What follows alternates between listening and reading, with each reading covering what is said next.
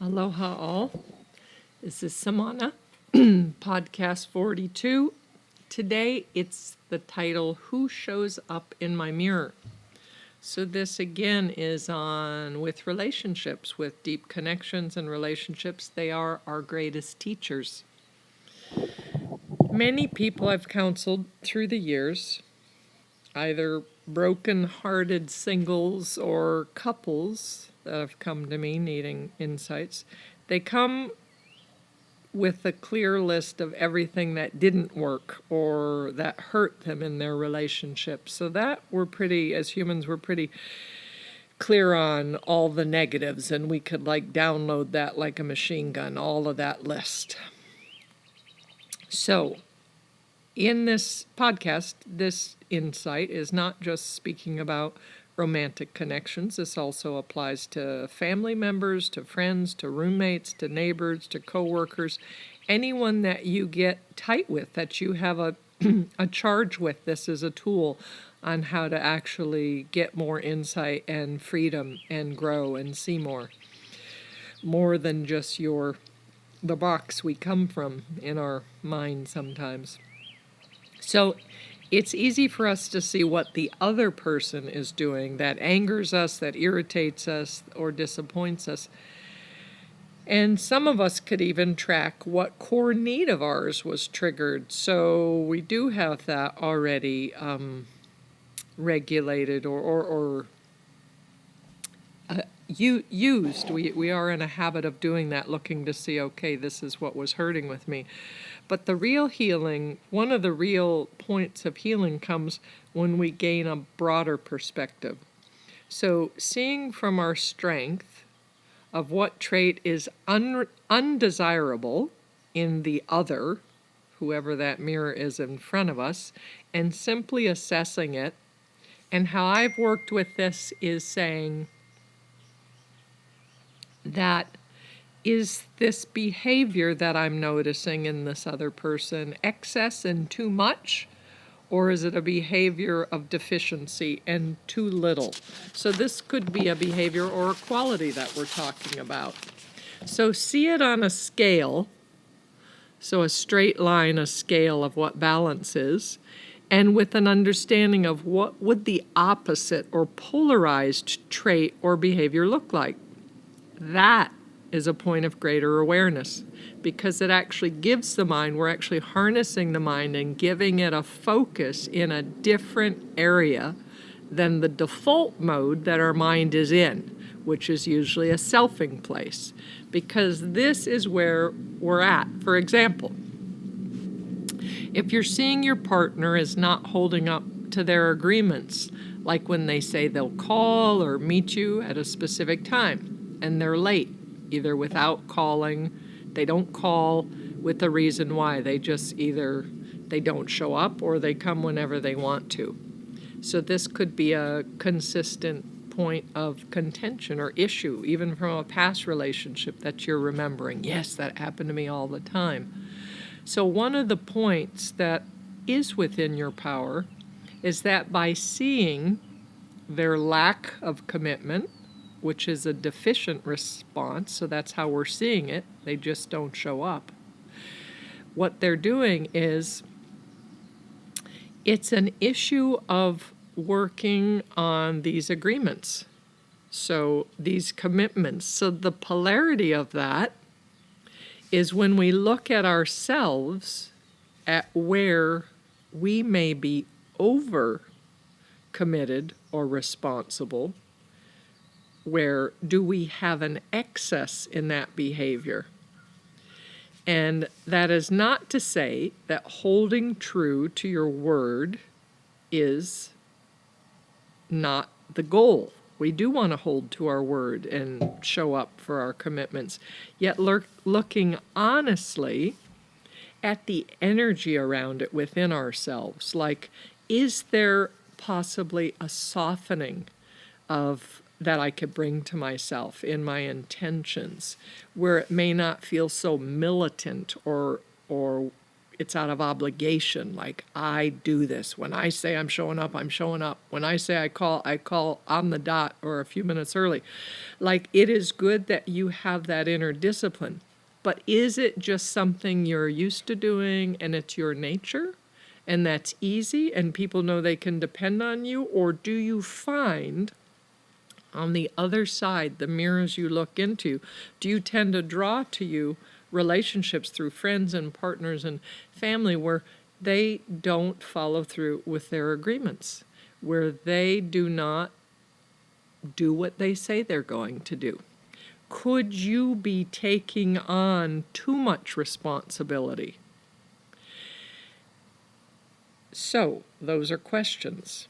So our intimate relationships are our daily mirrors that we look into to better see ourselves. We're not designed to see our true natures without the help of this dynamic, the help of seeing in others.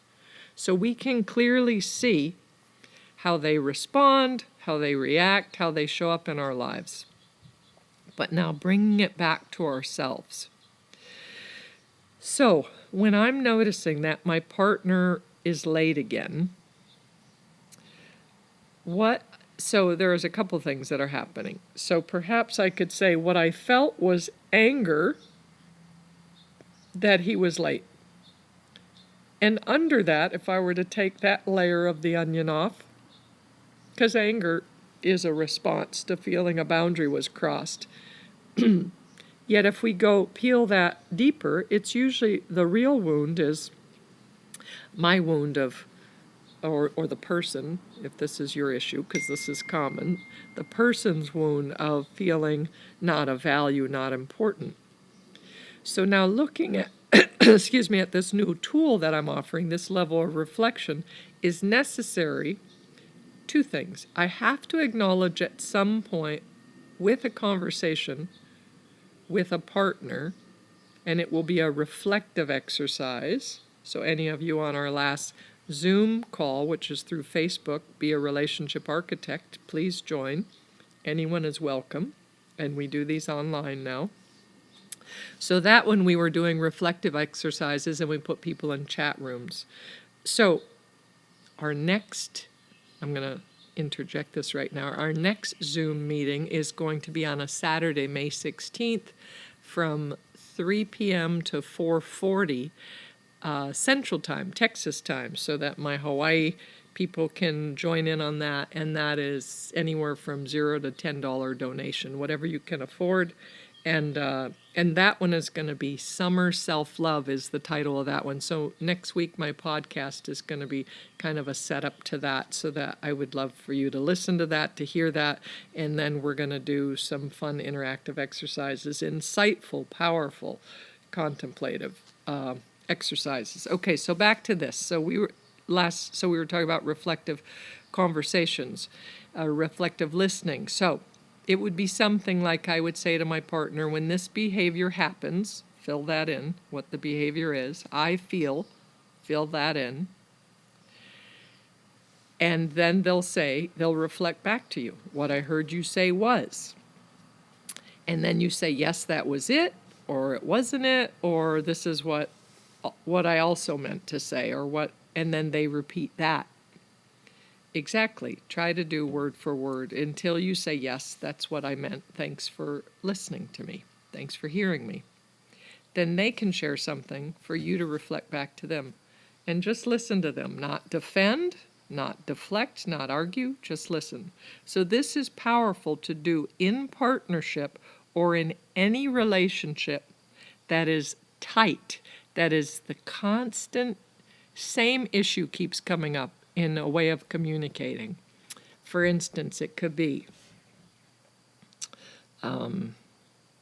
in caring for an elderly family member, and they're not listening to what you want to do.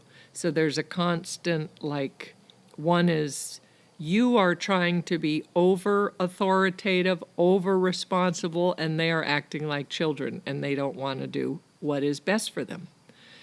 So we need to again look at this same polarity about how can I bring up a conversation, you know what, I'd like to address this. Can we talk about this? And you would say, for instance, when you don't care for yourself, or when you don't feed yourself appropriately or something, I feel like I'm not caring for you well enough. And it makes me frustrated when I know that you have plenty of food, for instance. So then you have the person in your life say what you just said. I heard you say that you feel frustrated, or like you're not caring for me, or you're not giving me the food I need when I don't eat right. And that's it. And then you say, yes, that was it. Thank you for listening. And then let them speak from that place. And there can be a deeper understanding with that. So that's one phrase. Always have an agreement of when we can have a conversation where you do this reflective listening back and forth. But now back to this new tool of insight, looking at the polarized scale, the behavior, and taking it within yourself, your point of power. Okay, so when I'm done with that,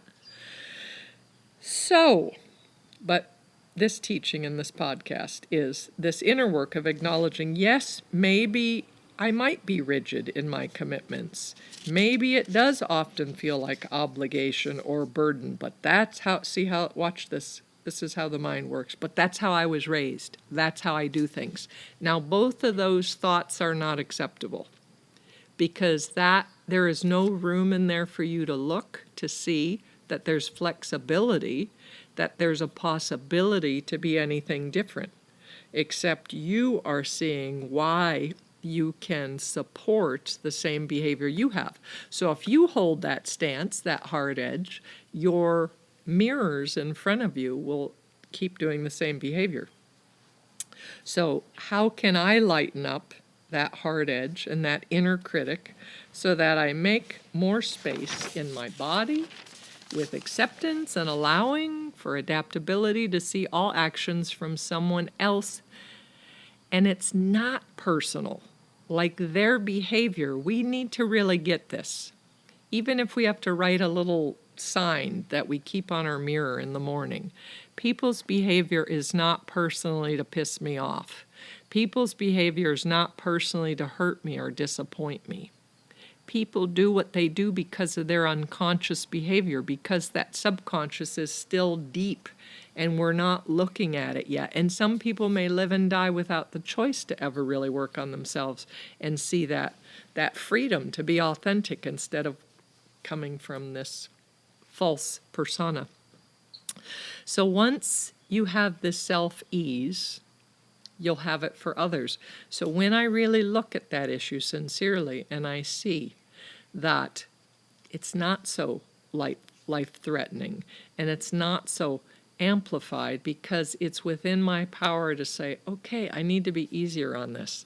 I need to keep my intentions and my agreements with others, show up on time as I do, but not because I have to. Like, for instance, here's an example of someone that's overdoing it with responsibility.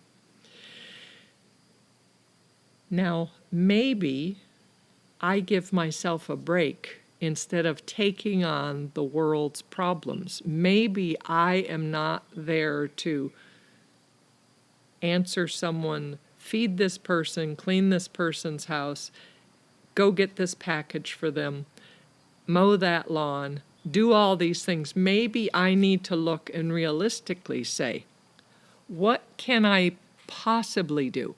Not humanly do, because again, this is a person. Your nature is to overdo commitments. And then you're angry, and then you're frustrated, and then the people that show up in your life barely have to show up at all because you're going to do it, and they know that. So, for you to consciously communicate what you're able to do, what you're willing to do, not able, because that's two different things, what you're willing to do, and then have the reflective exercise with whoever the person is you're having this problem with, so that you feel heard and seen, and to not force that person to be a mind reader. So we're doing two things: that communication of reflective listening, so that we don't assume they know what we're feeling and what behaviors trigger us, but then we're going to keep pulling that back to see, how can I work on myself? Every time that comes up and I see again that person is not showing up, is not doing what they said they would do, or they're doing it half-assed, or however that is, that I'm going to bring that back to myself and say, wait, they don't show up on time because I am waiting for them to screw up, because I show up all the time because I know I'm going to do it, and of course I'll continue to do it. So I'm going to bring this up in another way later in the podcast, because this is a big one for people. So it has other little tentacles to it, but for now we'll keep it at that. So we all have these childhood wounds that dictate our behaviors, and when we've not yet brought awareness to their existence, our mechanisms, or false selves, I call it our masks, not our masks in quarantine, but our masks that we actually show this smile or this happiness where inside we're fuming or feeling worn out or neglected or something. So where the mechanism or the false self is stronger than our authentic self, when we choose to use that mechanism and that mask, and that's how we show up in the world to other people, to the mirrors that we are to others, they're going to respond according to the mask, because that's the law of attraction. Like attracts like. So even though it's not who you are authentically, it's what you're showing primarily, so people don't know any other way. If you're an angry person, people are going to come at you harsh and ready for a battle, because that's how you relate. If you're a soft and open and curious person, people are going to come at you with a presentation, with a possibility, with more gentleness. So look at that. So looking at this mask and how we respond to this self, and not to be seen or heard or met. So our personal core needs cannot be met until we take the mask off. Our authentic self is the goal, is to really, like through this lifetime, just eliminate all that veil of falseness, and to say, I accept who I am, wounds and all, warts and all, and this is just who I am. There's such a freedom in that.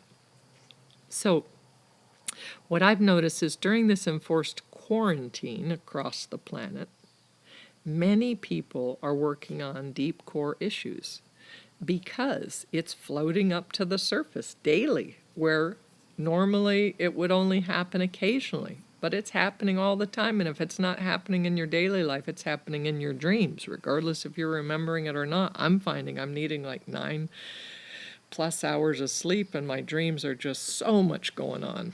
So much. Anyways, our external distractions are removed or limited, and there's more time for the shadow work, for the unconscious to come up to the surface now, because these distractions are limited or removed. We're staying in our house. We're interacting with no one or one or two people consistently. That's it. Or everything is through a Zoom call or something. So what I'm finding is you're either going to be doing your work, your inner work, to clear this up and really seize this opportunity. But many people I hear of, they're eating more, they're drinking more, they're watching more TV, they're constantly streaming.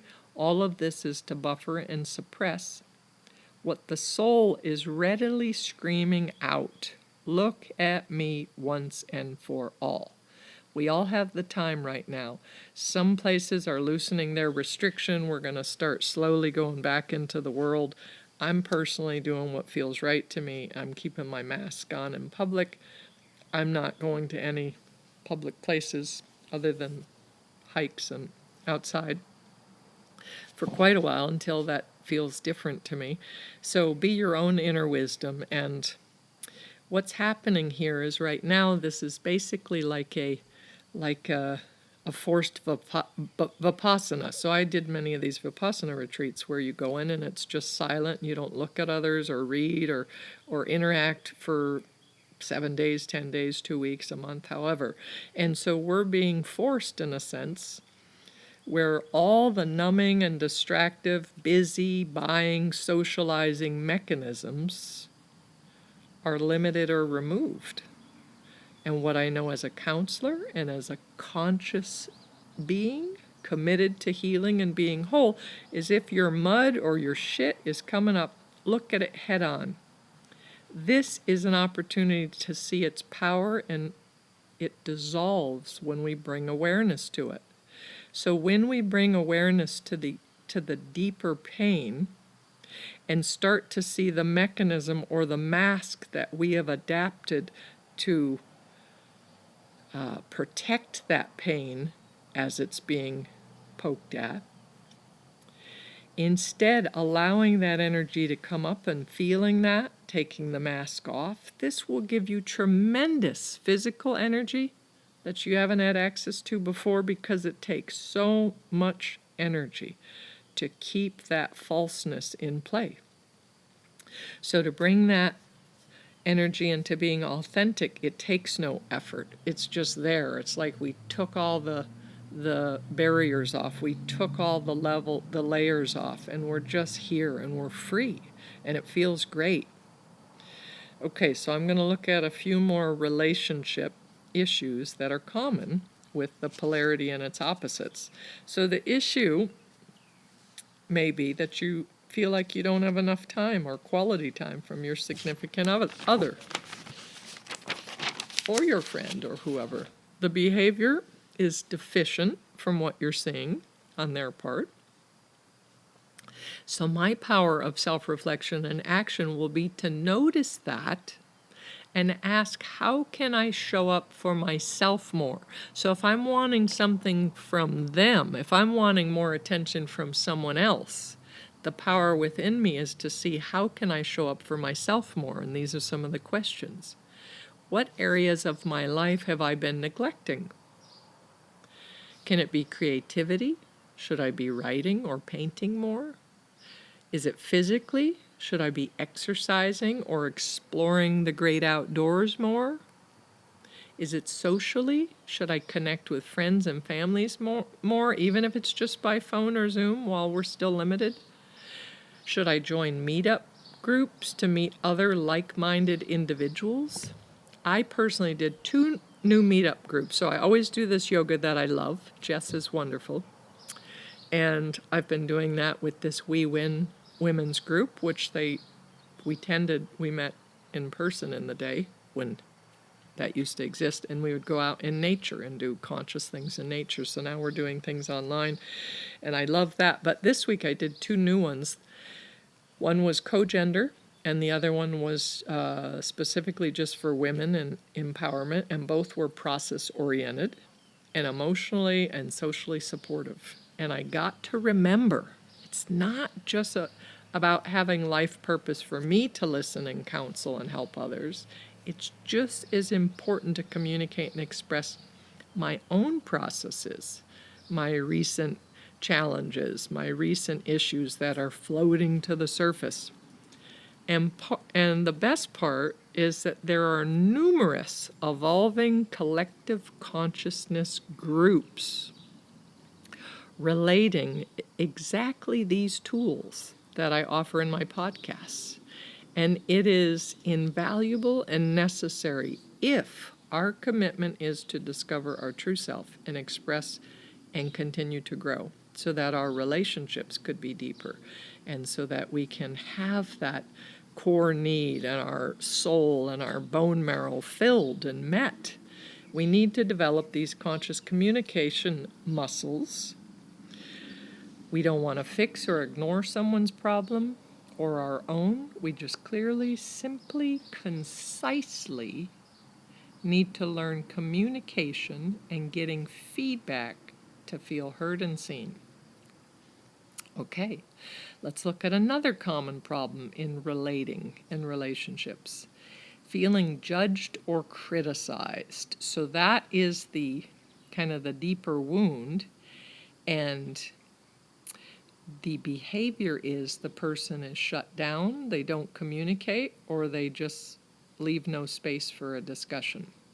So they do this because their wound is feeling like they will not be okay with the person. Either they will react, the person that they communicate with will react with anger, withholding affection, or they'll leave.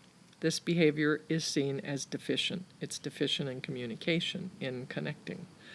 The opposite inner reflection point to look at with this is, instead of only focusing on your anger or hurt of being shut out and not heard, look at it as if you are only allowing a few specific answers that you'd actually accept from your partner.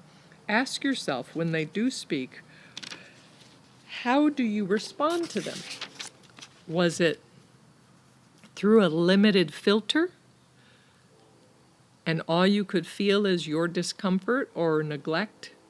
Or can you see how you may react to them trying to speak? Like, do you notice when they're speaking that you're having these thoughts spinning in your head as they're speaking, like that's bullshit, or it's not true anyways, or I know what you're really doing? Or do you just hear them with space? So, you may have been feeling, so what may they have been, so for you to question, what may they have been feeling before they closed down or left? Were you allowing enough space to really hear them and be curious about getting to know what they may be feeling or trying to say to you, even if you don't agree with it, even if it's what you don't want, it's not what you want to hear? Was there space when they spoke, even if it's one word or a grunt, or do you just hold it? Unless you say this phrase, it's not going to work. And I guarantee if you gave them a script, and I've said this to many people I've counseled, if you wrote the script out that you want them to say, you still wouldn't accept it, because this is within yourself. This is for you to look at. So notice the part of you that is judging or criticizing or not allowing space for them to speak, and your person is shutting down because they're fearful of this being judged, or worse, being abandoned. So sometimes they don't want to say what they're feeling because they think it'll hurt you. So instead, you're getting angry that they're not communicating, and they don't want to hurt you, and both people are suffering. So these are all points of common occurrences. Now, one is where we're coming out of our ego and our selfing state of mind. And that's where it's all about, they are doing this to punish me. They are doing this and I'm feeling neglected. And instead of, we open and we be curious because we want to learn more and connect deeper with the other person. Regardless if this is a long-term relationship or if this is a now relationship, this is, either way, this is my daily mirror. This is what we have to know. If it's family, if it's friends, if it's a roommate, if it's partner, this is my most potent teacher and possibility to heal, grow, and learn deeper, more intimate aspects of myself. And the person in my life that I keep having the same issues or conflict, this cause and effect, the only true power we have is not to avoid, manipulate, or bully, or try to change the other's behavior, yet to change ourselves by deeper reflection, understanding our own wounds, what are mechanisms, what are false personas, what are behaviors and masks are we wearing. We may just have the answers through listening to these tools and actually picking them up and using them when we need them to deepen our connections and feeling greater love and appreciation, using our minds in a harnessed, focused, concentrated way, and learning about our human natures, accepting more, using our abilities as our asset to learn, grow, and to adapt. So, a reminder about our May 16th Zoom Summer Self-Love. So join us on Facebook, or you could email me to get a link.